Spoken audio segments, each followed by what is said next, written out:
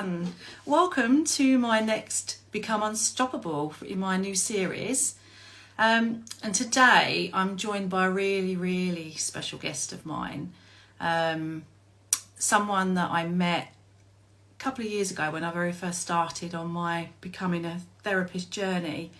And it's kind of gone full circle, really. I was thinking about this last night when I knew that I was being joined by Miriam, my special guest.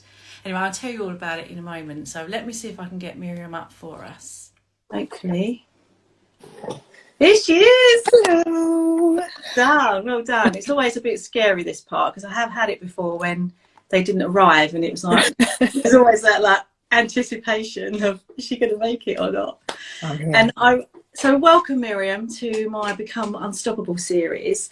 And I was just saying to people that I met you a couple of years ago, literally when I very first started on my journey of building my therapy and coaching business. A friend of mine, Jen, she recommended you to me because I knew that I needed a coach.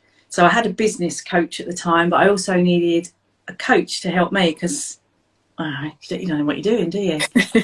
And that's when I met you, and that's and we've gone full circle, and we'll talk about that in a little while. But before we do that, Miriam, do you want to introduce yourself and tell everybody what it is you do? I know there's a long list of stuff here, but worth listening. Well, firstly, thank you for the invitation. It's lovely to come full circle with you. First and foremost, I've been a coach for the longest time, really, over 10 years, because it worked with the kids. You know, I've got 3 kids, so juggling that.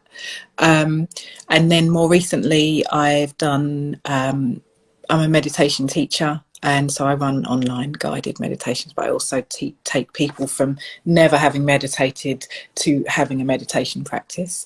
I do some energy healing. I am a women's circle facilitator and a cacao practitioner.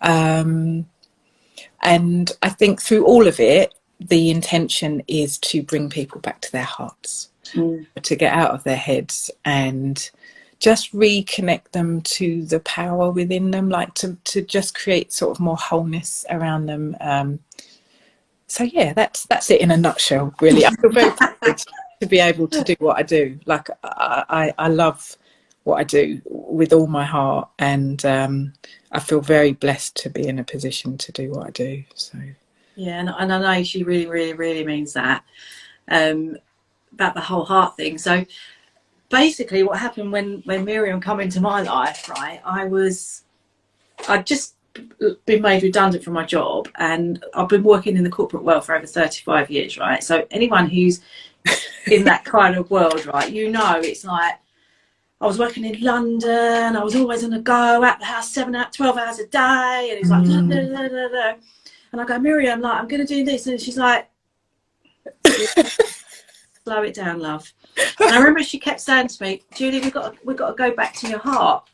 And at the time I was like, yeah, okay. But I never really got it. But it was really funny. As I was talking to Miriam the other day, I've got this on my notice board, right? And this is what we did in our session, that very first session, where I think I said something along the lines of, oh, I've got so much going on in my head. And she's going, Julie, bring it all back to the heart. So she suggested creating my little mind map. So my lovely little heart in the middle, and these were all the little jobs and tasks that I had to do at the time. One of them was create a mantra board, coaching prep, read all my NLP manuals and books, and badass business book that I think you might have read. Oh, yes. Yeah. And it was really funny. And Miriam came back in my life a couple of months ago, and then we said about, because you come around here and did a cacao ceremony, didn't you, with my friends, which was amazing. And then out of the blue, a friend of mine, Emma, actually, she said, I must get hold of Miriam because she wanted, and then bugging me, like literally out of the blue, you was messaging, weren't you? It's like one of those, you know, those intuition things. And then we got chatting again, and I was telling her what I was doing now. And even as much as last night, I was doing some other therapy training that I'm doing, and I had a special guest on there, and it was all about tapping into your intuition. And I've been doing a little bit of working with this other guy called Ryan Pinnock, trying to do all that. But all of a sudden I'm sitting on that session And she's going, right, what we're going to do now, we're going to find your energy. And I'm like, what the hell? Right, that's not going to work for me, right? Anyway, I thought, go with it, Ju, go with it. Don't be so pessimistic. So I'm sitting there, right, and I'm going, actually, I think I can feel something. Yeah. And then other girls were in the chat box going, she's going like, tell me what you felt and what you saw. And they was coming up with like stars and unicorns and all this stuff. And I'm like, I don't really get that, but I felt something. Yeah. Anyway, then what she was doing later, she was teaching us to talk to our intuition, ask it yes and no questions and stuff. And then she sent some energy through the screen. She said, see if you can feel my energy. She said, I'm going to send you some positive energy. And I could feel it. It was like it was all smooth and it was red. It was smooth and red.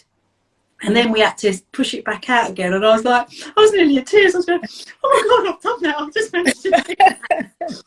And then it was like, I was waking up this morning thinking, oh my God, I've got my live with Miriam today.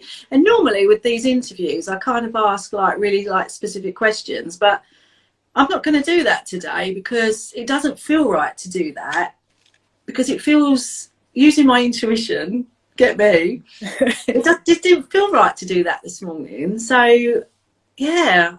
So we're going to let it flow. We're going to let it flow. Yeah. So Miriam, do you want to tell people, like obviously the big thing about my unstoppable thing is like, well, what do you think is important about becoming unstoppable for you or for somebody else? Well, when I was laying in bed contemplating it last night as well, I was thinking about the importance of, for me, what is it that makes me unstoppable? And I felt that it was the ability to be present with myself, to have that self-awareness, to know, what do I need? You know, when do I actually need to stop so that I don't break, in inverting, you know, like that I don't fall over because I'm not getting enough sleep, or I'm not looking after my nutrition, or I'm not taking time out in nature. And that actually that intuition, that ability to tune into ourselves, to know how am I doing and what do I need, is what enables me to be unstoppable. And I think probably for both of us, Julie, you know, but that's one of the things that we offer our clients, is the ability to know yourself better, right? To read those signs, whether that's physical symptoms or our mental narrative, or we're hitting our own blocks more frequently, and to just sort of take a step back from that and go, okay, what is that, you know, on a more global perspective, what is that telling me about where I'm at? And so yeah, for me, definitely putting the pause in is so important to recognizing where I'm at and what I need, so that I can do what I've come here to do, you know. And I remember, like, sometimes, like, when we spoke, like, more recently, didn't we? It was like, I remember you saying, yeah, I had to take you get to a certain point, don't you, where you know you have to take yourself away out of the situation. And yeah. And I think you get a lot of pressure that you've got to conform to a certain structure, you know, whether that's 9 to 5 or, whether that's working, you know, consistently for 48 weeks of the year. And I don't work like that. Like I've tried and it doesn't work. Fundamentally doesn't work. So I've had to step back and learn what does work. And again, even around what I think work, to be gentle about it, because it might have worked last year, but it might not work in this moment. And that's because the dynamic that you're in is constantly changing. You know, I've got 3 kids that have different needs all of the time, as well as a husband that has different needs all of the time. And so yeah, it's curious, right? The whole thing is just trying to tame that curious and not put yourself in a box of what it should be, and instead work with what is. And I think what's important, isn't it, is like everyone's either everyone's on a journey, aren't they, whether they're consciously aware of it or not. Right. And what I've realized, and when the session that I did last night, we were talking about when you're working with clients about using your intuition, and I do absolutely use my intuition when I'm with my clients, and I'm really with them and feeling them, but I wasn't consciously doing that. And I think it's bringing that conscious awareness to it. And before I see a client, I do try and get in the right state. So I'm I've turned off all my issues, if you like, or things that are going on around me, so that I can be all in with my client. And I do that, and I change my state, and I make sure I'm focused when they either arrive or I log on Zoom with them. But I hadn't really realised that's what I was doing with my energy. I hadn't realised I was aligning my energy and putting that energy field around me. Yeah. I don't think it's spoken about very often, and definitely not in the mainstream coaching community. I think you have to sort of wobble into other realms almost, of women's circles perhaps, or more spiritual circles, to get some of this basic information that is, it's almost like we're not being allowed to lean into that intuitive ability when it's our superpower, or one of our superpowers. The more that we're given a framework about how to use it, the more of an asset we can be. Whereas if we've got to fumble around learning it and knowing it, I think it makes it harder, like it's a longer process, rather than, hey guys, look, everybody's got this sensory ability to, heart resonance wise, and it's like, I've just started piano lessons, okay?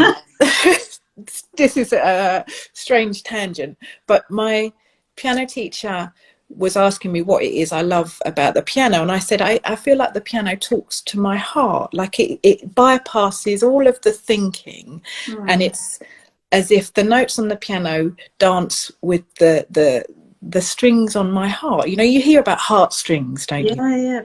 It's true. Your heart has like tiny fibers in that vibrate, and that's how we experience the world, energetically. So for me, as you're sharing what's going on for you, it's like this is coming online for you. It's like you're remembering, oh, this data is here. And I've almost bypassed it, or there wasn't a narrative that made it part of my toolkit, but it's been there the whole time. Yeah, and I didn't know it needed to be. I didn't know it was something I needed or wanted. And I think for a lot of us, especially women, I'm sure it's the same for men as well, but obviously I'm a woman, I can't speak for them, but I've worked all my adult life, even when my son was born, I've always worked, right? So I've always had that, on the go all the time, juggling this, juggling that, like so many other women do. But we're actually very good at it because we have to multitask. But as a result of that, we end up always putting ourselves last, don't we? And that's the problem. And this is with the whole of becoming unstoppable. It's I love being able to help people uncover their limiting beliefs and eradicating them, so that they can build their confidence and self-esteem, and even eradicate physical conditions and stuff like that. But it's always about the heart, mind and soul, the whole thing, isn't it? It starts with the self-care of us, doesn't it? And that comes down to the heart part as well. And definitely taking responsibility for your own shit, right? Say that. Just if we all take responsibility for our programming, our limitations, our trauma, our wounding, and we stop projecting it almost like vomit over everybody else, it would be a different landscape that we're living in. But we're told that that's selfish, so I think there is a revolution, a quiet revolution going on. I think so.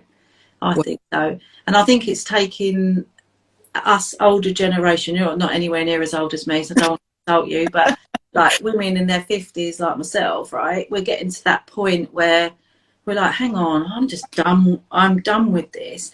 And the journey that I've been on in the last 2 years of like retraining, and like now quitting my job in December and doing this all in, I know I found my purpose and passion. And I think that's why now, I mean, I've been working on it a little bit, but not as much. And it's like now I think why it's hitting home to me that everything you said to me 2 years ago to thing that was just said on this training course last night, I'm like, oh my God, I'm doing it.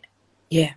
Yeah. Because I think I probably said to you at the time that even when you come around and did that cacao ceremony, I know I always say that wrong, but I didn't really get a lot. The others were like, you know, going off with mother cacao, weren't they, and all that stuff. And I'm like, yeah, I didn't get any of that. But yeah. I need to do. I've still got my chocolate that I bought off you actually, so we definitely need to do another one of those.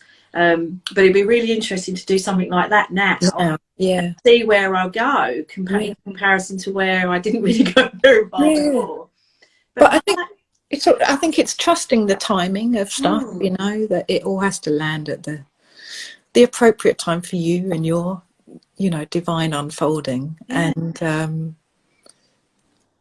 that trusting that stuff was happening at an unconscious level because it was appropriate for you to know consciously.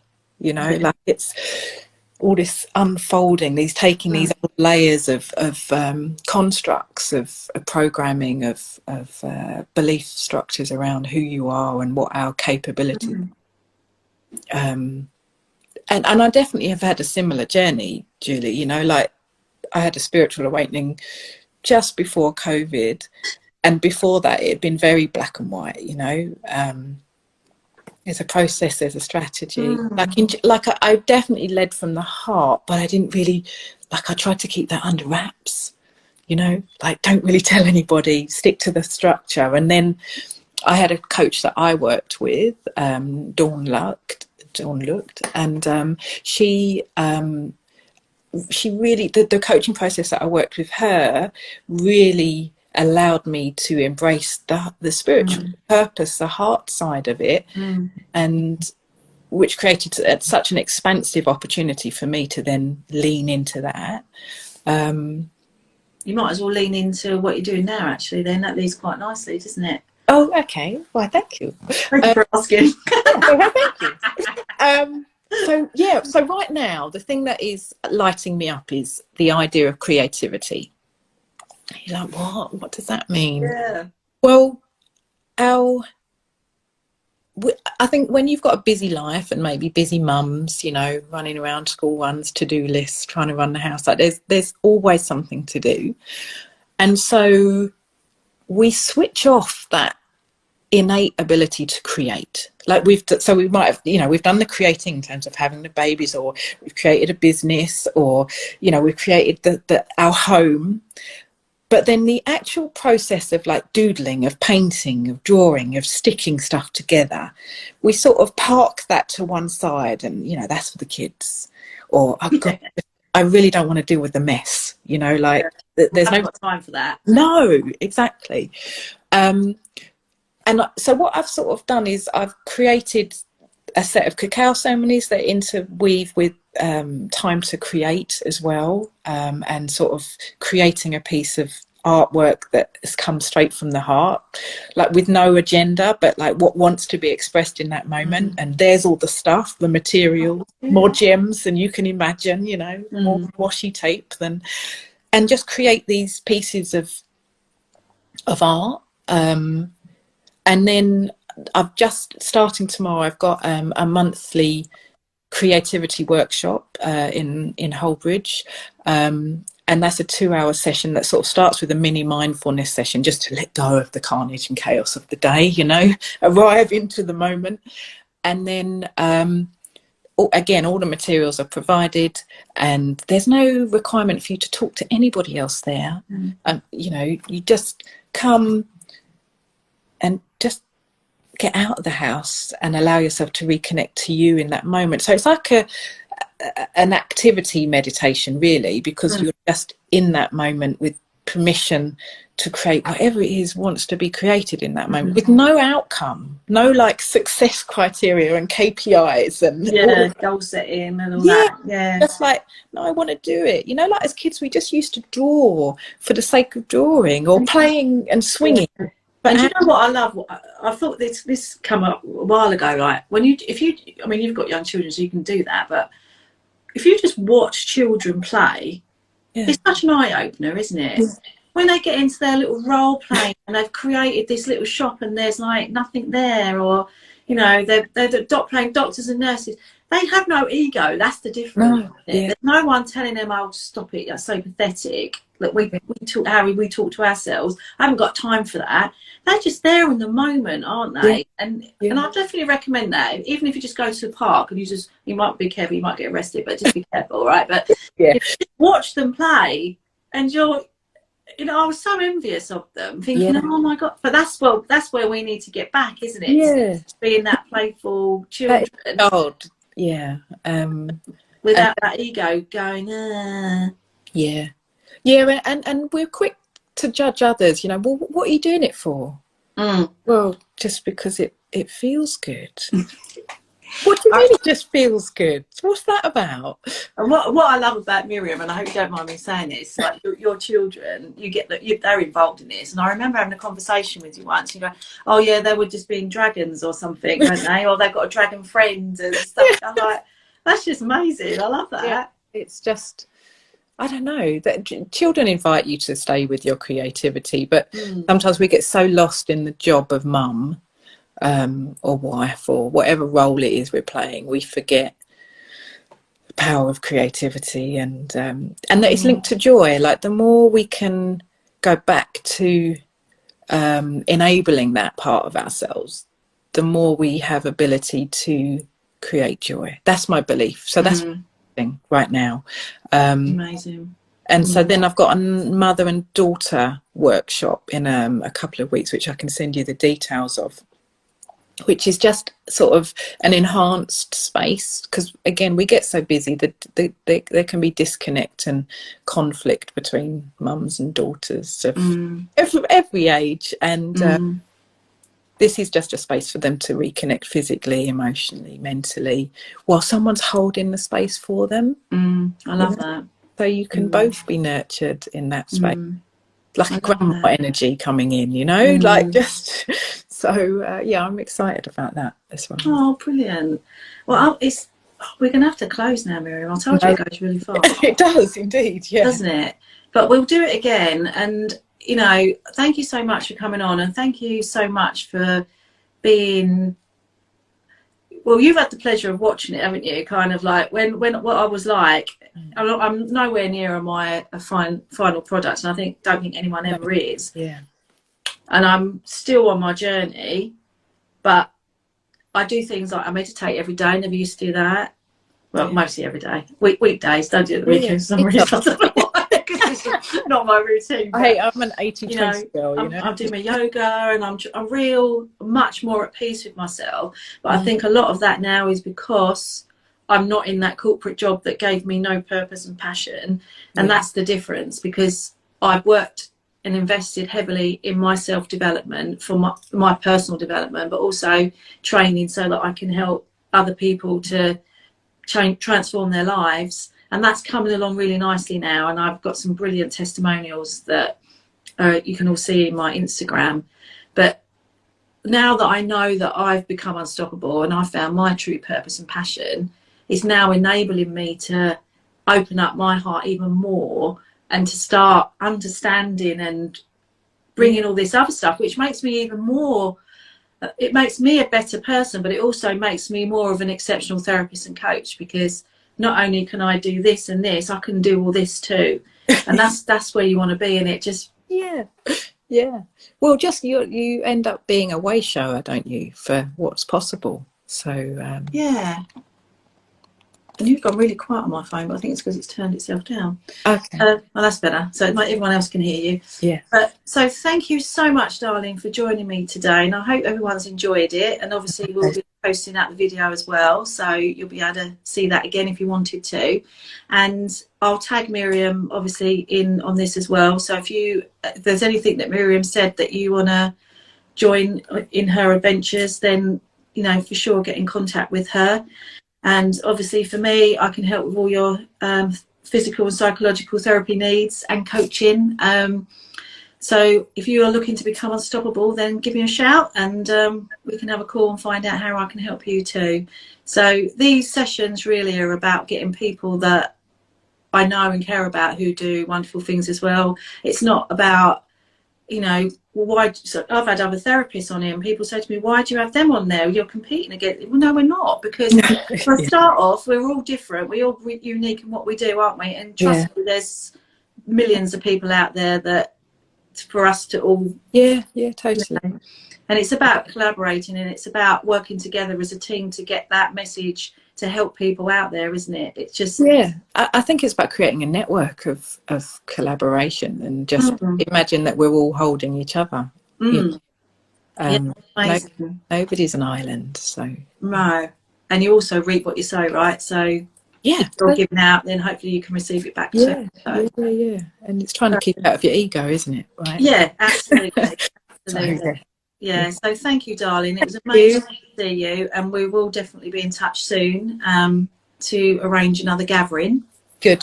I look forward to it. A nice springtime, I feel. Yeah, that would be good. Yeah. And then we'll see if I can go and find cacao, mummy cacao, wouldn't it? Yeah.